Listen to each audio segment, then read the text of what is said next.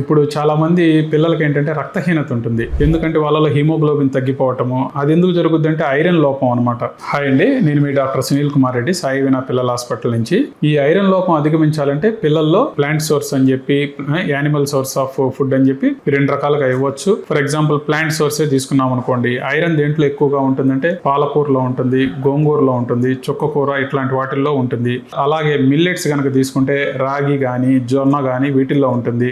Seeds ఇట్లాంటివి తీసుకుంటే కనుక నువ్వులు గాని, గుమ్మడి గింజలు గాని వీటిల్లో ఎక్కువగా ఉంటుంది. అదే యానిమల్ సోర్సెస్ తీసుకుంటే చికెన్ గాని, ఎగ్ గాని, చికెన్ లివర్ గాని వీటిల్లో కూడా ఎక్కువగా ఉంటుంది అనమాట ఐరన్ అనేది. అలాగే డ్రై ఫ్రూట్స్ లో లైక్ కిస్మిస్ ద్రాక్ష అంటాం కదా, వాటిల్లో గాని, ఖర్జూరం డేట్స్ లో గాని ఐరన్ ఎక్కువ ఉంటుంది అనమాట. ఇట్లాంటివి వేయటం ద్వారా మనం ఐరన్ డెఫిషియన్సీ అనేది అరికట్టచ్చు, తద్వారా రక్తహీనత అనేది నిరోధించవచ్చు. ఈ మనం తీసుకోగానే అది వెంటనే అబ్జర్వ్ అయిపోదండి పేగుల్లోకి.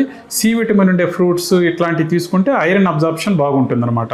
అలాగే చిన్నపిల్లల్లో ఏంటంటే మనం టీ, కాఫీలు నిరోధించాలి. ఇవి తాగితే ఏమవుతుందంటే ఈ ఐరన్ అబ్జార్ప్షన్ అనేది మందగిస్తుంది. కాబట్టి ఈ జాగ్రత్తలు తీసుకుంటే మనకి ఏ సమస్యలు లేకుండా బయటపడవచ్చు. Thank you very much.